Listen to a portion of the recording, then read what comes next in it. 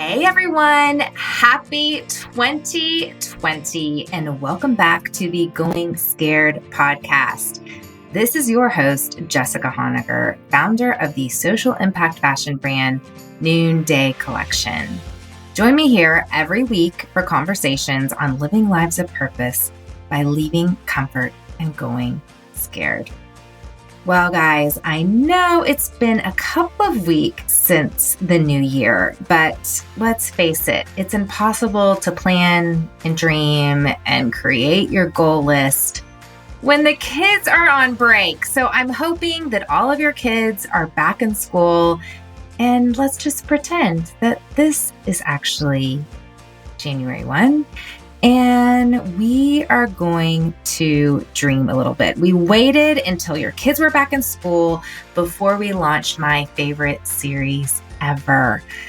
We have some incredible experts coming on over the next few weeks. We have experts about productivity, rejection, happiness, health, and mindset. I have not been more excited about a series since we did our Imperfect Courage podcast series. These have been some of my all-time favorite conversations, and today's especially was really sticky for me. So when I hear the word productivity, I usually think schmoductivity. Seriously, I'm just not one of those high to-do list gals that just gets that satisfaction when you cross through your list. For some reason, for me, the word productivity has this connotation that pits people against tasks. And I really like people. And so I get a little freaked out when I think someone's just a crazy taskmaster. But this, my friends, is where I've had it all wrong. What productivity expert Tonya Dalton teaches us is that it's not about tasks. In fact, she said, put your to-do list away. What you need is a priority list. We, she says, are the ones that get to define what productivity is for us. And there isn't one size that fits all. So one of my big goals for the year is to steward my time for its highest impact. And I was starting with my calendar, but she was like, throw your calendar out for now and start with your North Star. Start with your purpose. What are you created for? What's your mission? And I'm telling you, this conversation has stuck with me. It stuck with me so much, in fact, that Tonya and I wanted to offer you a mini coaching session along with giving you each one of our books. So I would love for you to enter to win. And all you have to do is screenshot this episode, head over to Instagram stories and post it. Tag Tonya Dalton and then tag me, Jessica Honegger. All the details are on my Instagram page. So head on over there to learn more. Wouldn't it be so fun to kick back with Tonya and I and have a conversation dreaming about your new year? Tonya believes that too many people feel overwhelmed with all they have to do each day. So she started a business focused on helping women use productivity to pursue their big goals so they can each day feel leaving satisfied and successful. Her book, The Joy of Missing Out, has been my guide to the new year, and I know it will be your guide too.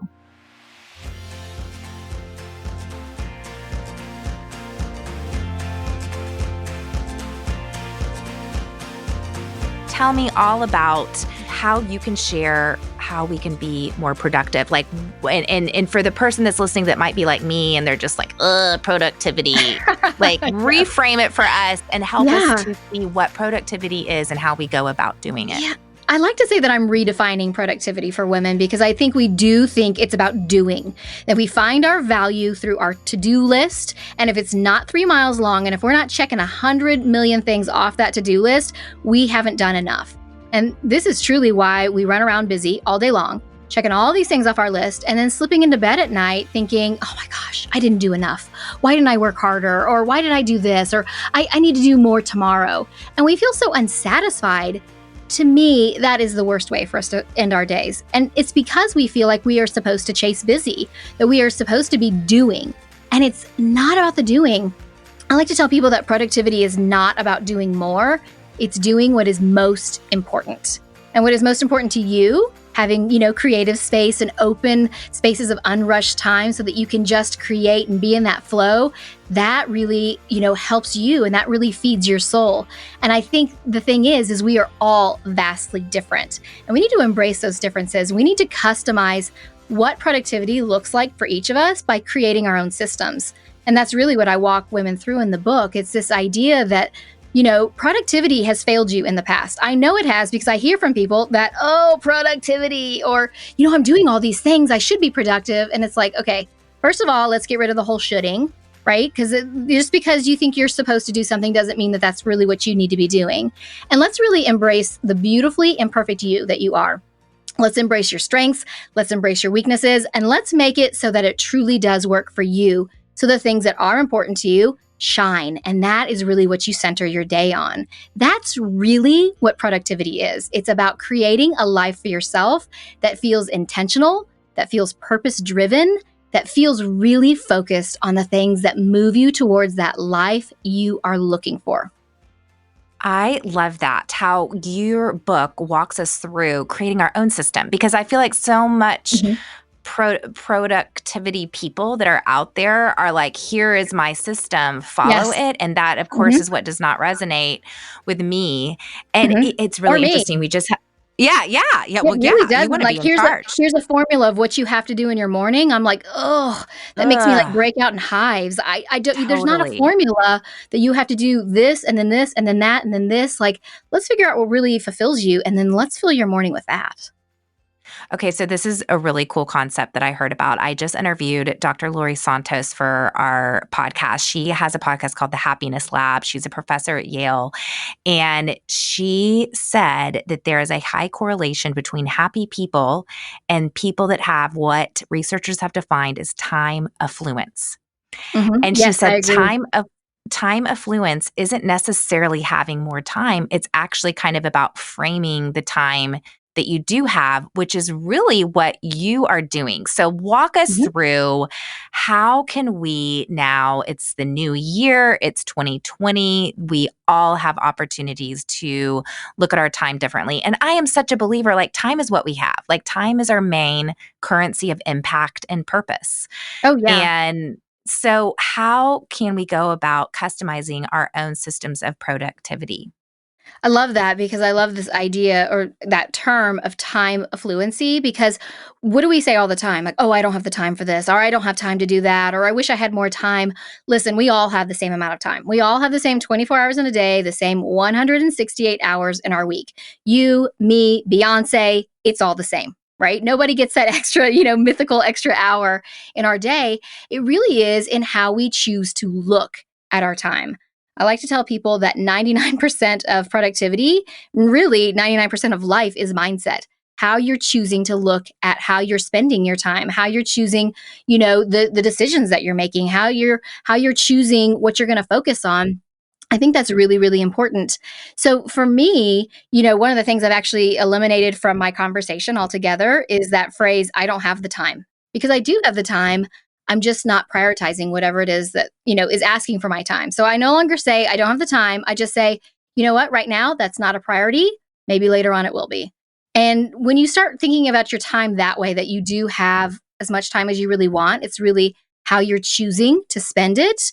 It really changes your whole mindset on how your time feels. It feels like it grows. I think we think of time as being this very, very linear thing, this very rigid, structured thing, but really time ebbs and flows and it moves. If you think about, an hour at the beach versus an hour before a presentation is due, both are 60 minutes, but very, very different feeling 60 minutes. And so it really is this idea of, how do we want to feel? What do we really want to highlight in our time? And so that really begins with this idea of discovery. And that's what we go through in the book. Is the first section is on discovery. What is truly important to you? What is your purpose? What is your passions? What are your priorities? What are the things that you really want to have shine in your day? And let's really allow that to be what guides us. So we talk about this whole idea of the North Star, which is your mission, your vision, and your core values. So your North Star answers the question of your mission, which is, not what you do, but why you do what you do. What's your driving motivator? What's, in your heart that's lighting your soul on fire? Why is it that you're doing these things? So why you do what you do. And then your mission statement says where you want to go. It's really hard to create a life for ourselves if we don't know where we're heading, right? It's like jumping in the car without GPS or a map and thinking we're going to make it across the country. It's just not going to happen. So, and then the last thing it answers is how. How are we going to get there? Your core values. So by taking your mission, your vision, and your core values and allowing that to be your North Star, your guiding principles and your guide for where you want to go in life, it makes it so much easier to filter out the opportunities. Because here's what happens is we think opportunity knocks once. And if we don't answer that door, it's going to pass us by. It's never going to come back. But here's the truth. We don't have to open the door every single time it comes knocking. There are plenty of times where the opportunities are not the right opportunities for you. You see, it's not about saying no more often. It's about finding your yes. So if we use our North Star, if we use that mission, that vision, and that core values to really filter out, is this the right opportunity for me? That makes it easier for us to live a life that feels more meaningful. But here's what happens is an opportunity arises, and what's the question we ask ourselves? Do I have the time? Do I have the time to do this? And time is not the question here. It's why do you want to do this? How is this going to drive you towards the life you want? How is this going to benefit you and those around you? And then we can ask the question of, do I have the time? So you see, having this understanding of who you are and what it is you want to do and where you want to go, that's what really allows you to drive those decisions, to make the choices that allow you to live the life you truly want. So really, when we have that in place, we can customize. We can figure out, okay, what are the habits you want to instill? When we talk about your morning routine, which is essentially habits stacked upon one another, what are the things that are really important and meaningful to you? Is it journaling? Is it time with your devotional and your Bible? Is it time, with a cup of coffee, just staring off at the mountains out of your backyard? Or what is it that's meaningful to you?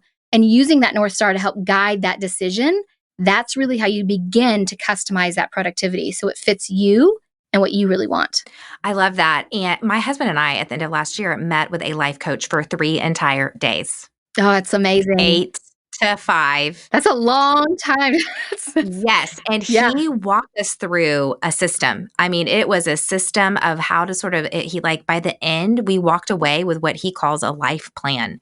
It's called the Patterson Organization. Okay. Yes. Have you heard of this? I have, yeah. So because for me, when I hear you say, what is your life purpose? That can sound so intimidating. Oh, yes. But he kind of just made it real simple. We looked at our life. My husband and I, it was a couple's life plan. So we started off with, here's when we got married. We walked through our life. We came up with these key points in our life, these turning points, these things that either led to personal growth or different directions.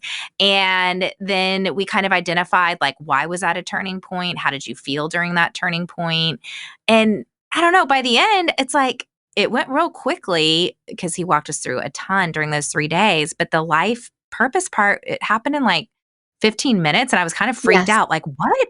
But it was real simple. It was I'm called to activate others to create opportunity for themselves that brings freedom, financial freedom or freedom from poverty. And it is so clarifying, and that is what I'm going to use is my North Star. So I just want to encourage people. I think that you hear purpose and you think you maybe associate it with a vocation or a call or something like that. But I think there's something so beautiful to recognizing what are those things that comes really natural to you?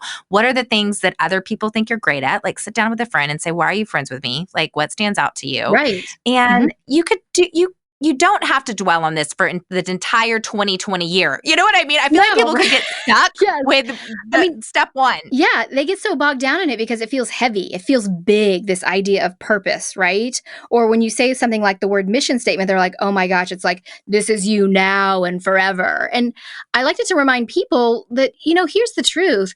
You're going to change. You're going to evolve. You're going to grow. Right now, who you are today is different than who you were 10 years ago. Guaranteed, without question. It might be different than who you were 5 years ago. It might be different than who you were 5 months ago. So to have this idea that this, your purpose, your your mission, your vision, your core values are never going to change, that they're set in stone, is not quite right. It's really as you grow, as you have successes, as you have failures and stumbles that you learn from and grow from, you are going to continue to evolve and grow. And so will that direction you want to go to.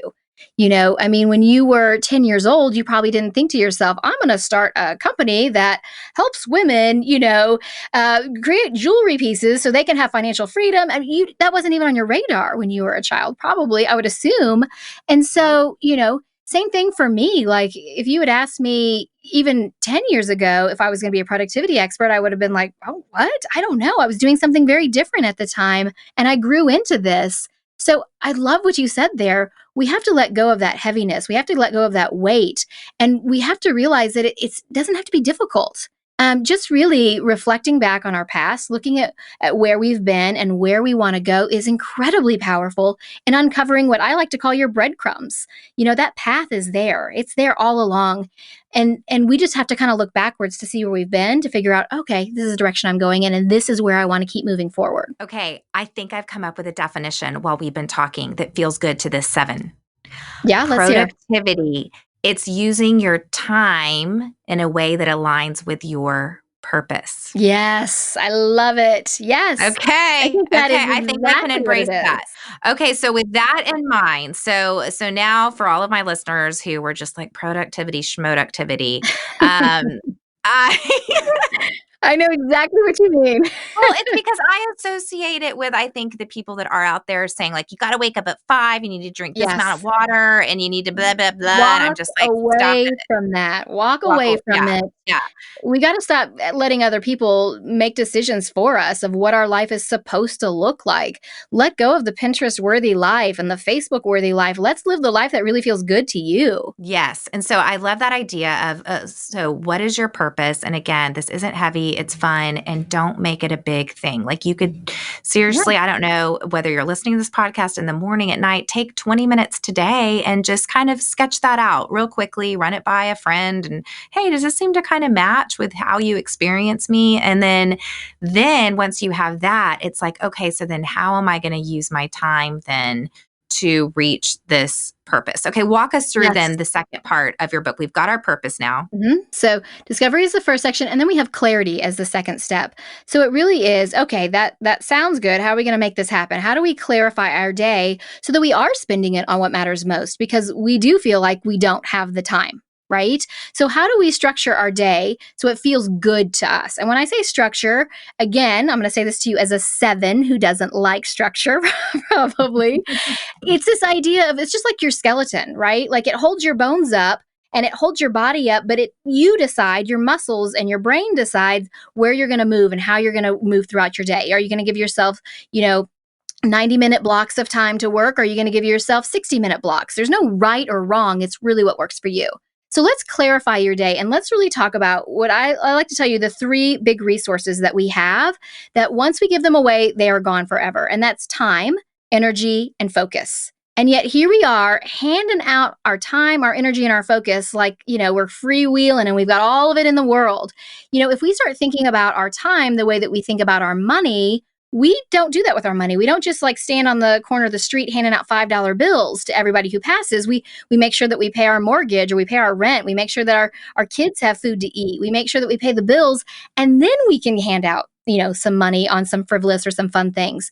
But we do that with our time. People ask for 5 minutes here, 10 minutes there, 20 minutes, an hour, half a day. And we think, oh yeah, okay, I can do this. I can do this. I can do this. Let's really make sure that we are investing our time, our focus, and our energy. So how do we structure our day so that we are focusing on what matters most? And so one of the things we really focus in on this part is throwing out that to-do list. You got to stop looking at the to-do list as your badge of honor. I was not expecting to hear a productivity expert telling me to throw out a to-do list. I love it. Well, I think your to-do list takes you everywhere but where you really want to go, because it's too long, it's unorganized, and I mean, quite frankly, it doesn't tell you where to start. And I like to tell people that overwhelm isn't having too much to do. It's not knowing where to start. And if you start your day and you center it around what matters most, if you prioritize your day and you make sure that you're really spending your time, which we know you have a limited amount of, in ways that feel meaningful, That's when you slip into bed at night and you think, you know what? Today was a good day. Today felt solid. We don't have nearly enough days that end that way. So I like to tell people, instead of doing a to-do list, make a priority list. Let's sit down and prioritize what you want to accomplish in the day. Let's make it manageable and achievable. No more of this 3 miles long, list of things to do. It's really like, what is it? What's the minimum I could do today that really will make me feel good? I think so often we confuse this idea of its quantity. The more we do, the more productive we are. When really a lot of times less is really the answer here. And if you think about it in terms of, let's say you take 50 steps in 50 different directions, where are you going to end up? I mean, you might end up in the same spot. You might end up further behind from where you are right now. You might end up in a totally different location. But if instead of taking 50 steps, you chose to take 5 simple steps, all in that same direction, all things that are important to you, where are you going to end up? Closer to where you want to be, closer to that ideal life that you're looking for. 5 is so much more powerful than 50. So let's stop feeling like we have to do more. Let's focus on doing less but more meaningful. And that's why I think the to-do list totally works against you, because it tells you that you haven't done enough. Every day you leave your to-do list undone and you think, oh my gosh, I can't believe I didn't get through those 75,000 things I had listed. I'm no good. I'm terrible. I'm not worthy. And I think that's so defeating. Let's end our days feeling successful with those 5 steps instead of worrying about the 50 steps that are leading us everywhere else. Okay, as I'm hearing you talk, I'm loving it. And I'm also thinking this takes time. Like, it does take time to prioritize, whereas like the to-do list is like, oh, you just kind of start doing like what you're saying. Mm-hmm. So how do you go about? Yeah, and I'm going to tell you, it takes no more time than a to-do list, quite frankly. Okay. It takes a little more thinking, because you're basically taking your list and you're just putting it in order. And we walk through that in the book. Like, there's 3 different categories, and it's really simple to start clarifying and figuring out what's truly important and what's really unimportant. What are the 3 categories? Okay, so at the top, we start with the very top, which is escalate. So these are tasks that are important and they're also urgent. So this is where people get really confused. They think anything that's urgent, anything that's got a deadline, automatically needs to be taken care of first. And that's not necessarily true. Because urgent just means it needs to be done, right? It needs to be done because it's got a deadline. Things that are important are things that drive you closer to that North Star. They're linked to your goals. They're things that are an investment in yourself, and they really do work to your advantage. So we start our day with things that are important, things that are going to drive us forward, that are going to feel meaningful and fill our soul, not just fill our calendar. So things that are important, but also urgent. So they do have a looming deadline, but it's more about the fact that they're important. So we start there and we do a couple things that are escalate. And then the next area is cultivate. Now, this is the area that we were talking about earlier when you and I were chatting about this whole idea of, as a CEO of a company, that you need time to strategize, you need some open spaces to really think. So these are things that are important, but they're not really urgent. So this is really where you get to do the bird's eye view of where you want to go with your business, or thinking about, like, how much do I want to budget for our marketing this month? Or where do I want to do for our family budget? Or, learning a new skill, taking a course, taking a class, doing things like that. But what happens is, even though this is important and this is really where we see giant growth and, big steps moved forward in our work life and in our personal life, we tend to push it aside because it's not urgent. There's no screaming fire. There's no, there's no alarm bells going off. So we push it to the side when really this is where we want to spend the majority of our time. These are the tasks that we'll do that make us feel satisfied at the end of our day because we're moving towards being that person we want to be. So that's the second section. So we have escalate and then cultivate. And then at the very bottom, we have accommodate. So these are the tasks that are the urgent fires that are screaming out at us. Things like, got to return the shirt to Target. I need to pick up the dry cleaning. But those aren't really important, are they? I mean, because it's not really driving you towards your goals. It's not connected to your North Star. And so because they're urgent, those are the alarm bells going off, the pings on our phone, the 99% of what's in our inbox right now, we tend to take care of those first just because they're, oh my gosh, I got to get this done. But because they're not important, that's why we end our day feeling like, gosh, I didn't really accomplish much. I didn't get enough done. Because those are the tasks that don't feel good to our soul. They just feel good because we're checking them off the list. So when we start at the top with the things that are important and urgent, then focus on things that are just merely important, and then we end our day with things that are urgent but not really important that still have to get done, that's when we feel satisfied. That's when we feel good. And we have that structure. We do away with all of that feeling of being overwhelmed. And that is a really incredible feeling, to feel like you are in charge of your day, that you have ownership over your calendar and your time. Oh my gosh. Oh my gosh. I'm feeling proud of myself right now because this was my big revelation. I find that I'm very creative on Monday mornings. So I I love freaking that. Mhm. hate then planning my week and doing all these tactical things or even having meetings on Monday. I'm just like, you know Yeah, what? I would say If don't like don't, block don't it have out. meetings on Monday. Yeah. Don't, yeah, on yes. But here's the And thing is you'll read from productivity experts that are like, Monday morning, that's your chance to, right? Do away with that. Let go of that. If Monday morning is your creative space, you block that off because that's important time. You can have the meetings Monday afternoon. You can have them Tuesday.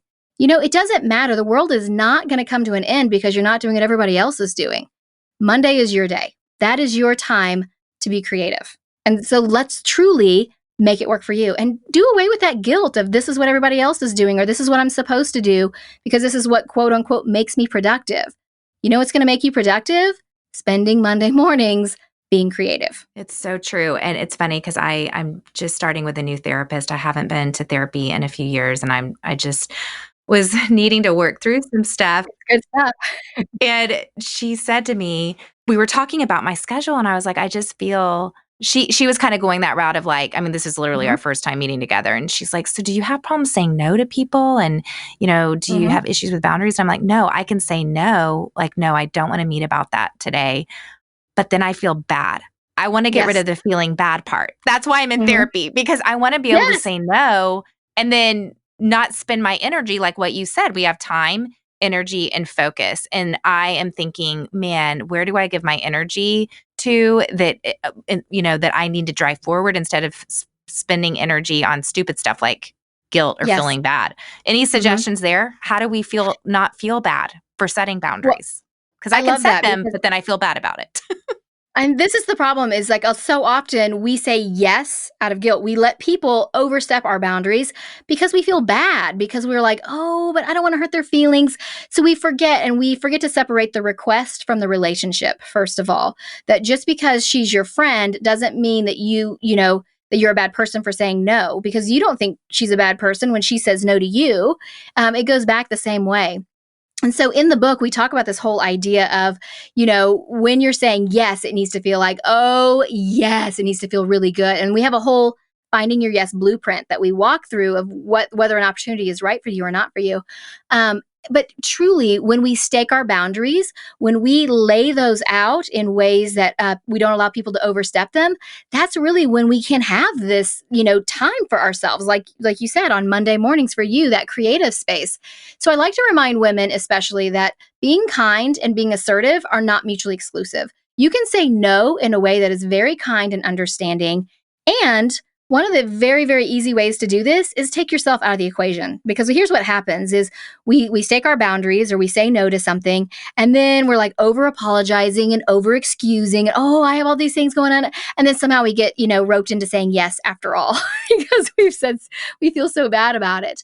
But here's the thing, take yourself out of the equation. First of all, set it so that your autoresponder comes up or it's in your footer of these are the times I'm available. These are the times I'm not, especially for work things, especially with client phone calls or meetings with your team or things like that. Put that in your footer. Put it in your contract. Put it in every communication that you've got, whether it's your voicemail, like when you're going to return phone calls and when you're not. Really allow people to see your boundaries, because here's what happens when people overstep our boundaries, when they invade our sacred spaces and we get irritated, most times it's not their fault, it's ours. We have allowed it to happen. And they don't know they've even overstepped. So here we are really irritated and frustrated, but we haven't communicated it to them. We've responded to client emails at 11 o'clock at night. So that becomes an expectation. Well, of course she's going to respond to my email. It's 11 o'clock at night. She always does, right? Instead of, delaying the delivery of that email or doing things like that. And so I think that this is one of the things is really making sure that we're very clear. And, in the book, we talk about this whole idea of the sandwich strategy, which is one of my very favorite ways to say no. And really, the sandwich strategy is just like it sounds. Like, think about what a sandwich looks like. It's 2 slices of bread with a filling in the middle. Well, when you're saying no to someone, the filling, the meat of the message is no. I'm not going to do this, or you can't call me during this time, or whatever it is. The bread that sandwiches that no is 2 slices of kindness. So let's say, for example, someone is asking you to, join a committee, or that kind of thing. So your first slice of kindness is, oh, thank you so much for thinking of me. This is such a worthy cause. I love that you're bringing attention to it. Unfortunately, I have a lot of obligations going on right now, and I cannot give it the time it deserves. So you notice there that I'm not saying I'm too busy because I'm not elevating myself. I'm saying your cause is very important, but I'm not going to be able to give it the time it deserves. And then your last little slice of kindness could be something like, I'm really excited about this, and I can't wait to see what you're going to create with the people you pull together. So kindness at the front, kindness at the end, but right there in the middle, there is a very, very solid no. And I think that's the main thing is we want our no's to be palatable. We want it to feel really good handing out this sandwich. We want it to feel good to the people we're giving it to, but we need it to feel good to ourselves, right? And when you do it with kindness, when you do it in a way that has this structure to it, it takes you out of the equation. It takes all of that like over apologizing or second guessing yourself out of it because you've said no in a very clear way that's still very, very kind. I think I don't need to go to therapy. I think that you're solving my problems right here, right now. Love it. By the way, I love it. I mentioned your book in the intro, but we haven't actually said the name of it during this interview, but it's called The Fear of Missing Out. No. Oh, no, it's not the fear. The joy. Sorry, the joy of missing out. I'm sorry. I wanted to say, what I was trying to say is that the phrase, the fear of missing out, has made its way into our lexicon. And so you're kind of doing the antithesis to that, which is the joy of missing out, which I think is why your book has been so successful, because it's turning that whole idea that, we all laugh about it, the fear of missing out, which of course is a 7. They say that's like a big fear of mine, into the joy of missing out. So tell us a little bit about that.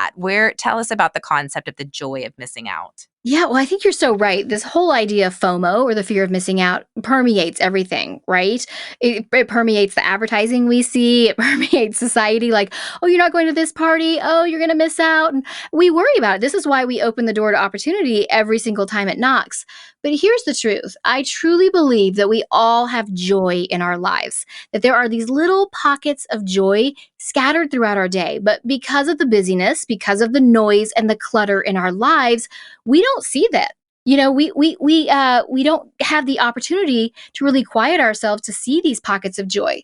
So when you think about your ideal day, when you are sitting in line waiting at the coffee shop for your coffee to come, and you're thinking about, oh, wouldn't it be amazing if this was my day? There's a lot of amazing things in it. I can imagine there are some incredible things in that ideal day, but there's also a lot of things that are missing.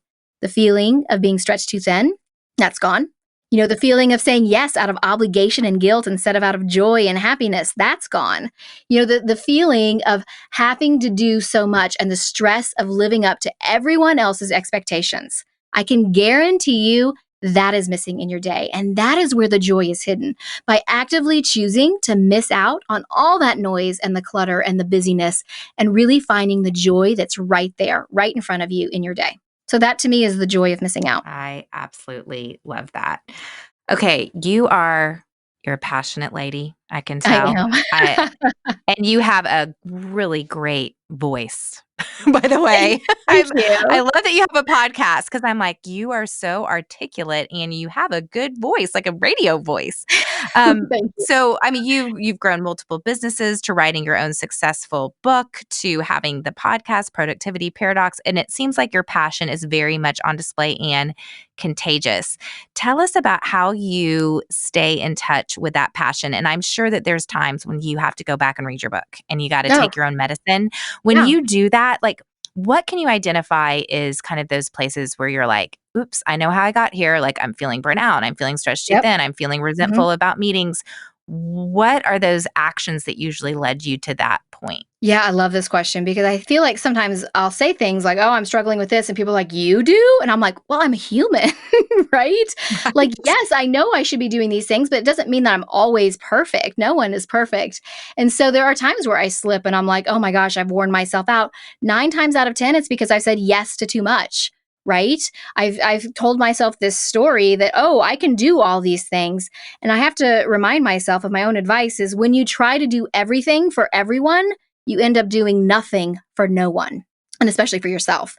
And so that's generally when I find myself slipping where, just recently I've been doing kind of an inventory of myself, we'll say, where I'm kind of taking a good hard look at things because especially with this kind of a crazier season, when you're launching a book, you're doing lots of interviews and media and you've been writing and all these other things are going on. And it is kind of a season of saying a lot of yeses to things I wouldn't normally say yes to.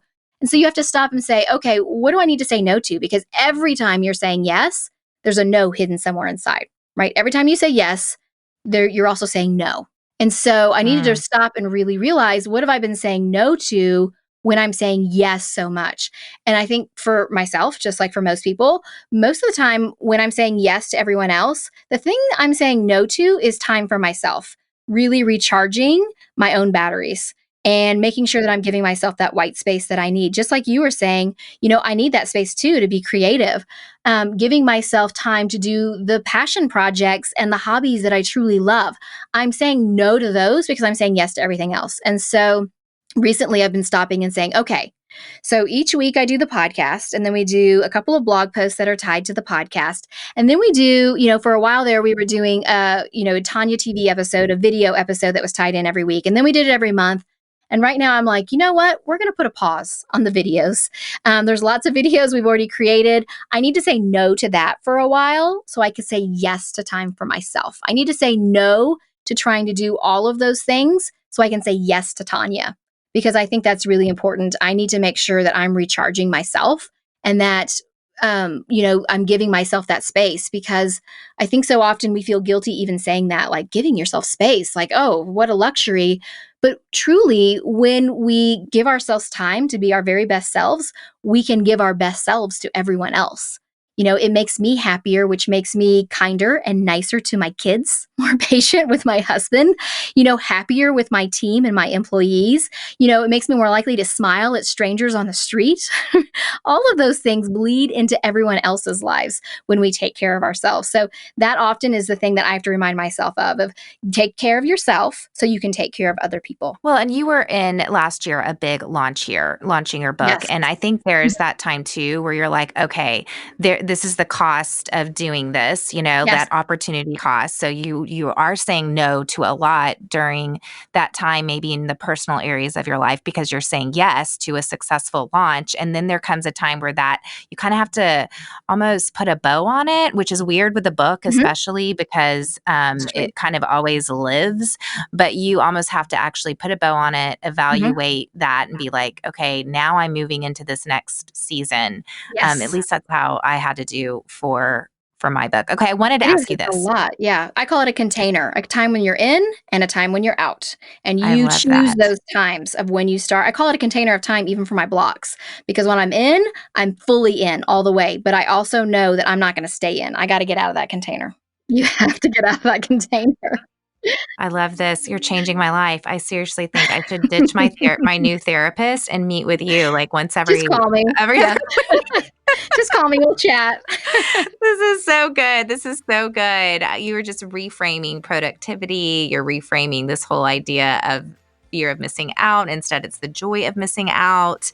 I think everyone is going to run and get your book after this interview, for real. I mean, it's so good. And I know it's been wildly successful and I can see why. But, I'm telling my listeners right now, as someone who doesn't just love to sit down and be intentional about planning, I'm totally changing my ways. I really am. And I just love how you said we've got time, energy, and focus. And truly, I want to live a life of impact. And, I'm just building in my 4 hours of going with the wind, then I can at least have that. But we are in that unschedulable time, right? Unschedule. Yeah. Schedule in plans of like a block of, I don't have anything planned.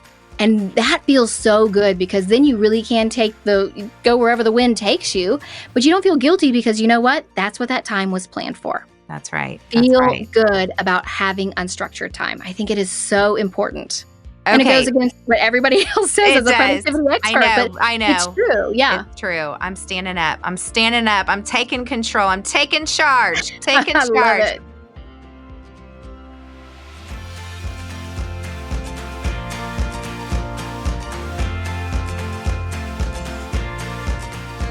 Don't forget, screenshot this episode, post it in your Instagram stories, tag Tonya and me, and you could win a free mini coaching session with us along with each one of our books.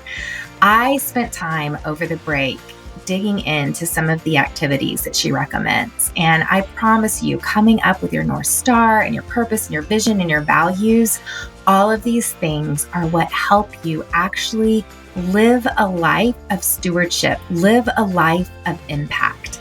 I would love to invite you on this New Year journey with me. So head on over, spread the word about this episode. I know it's going to help so many people.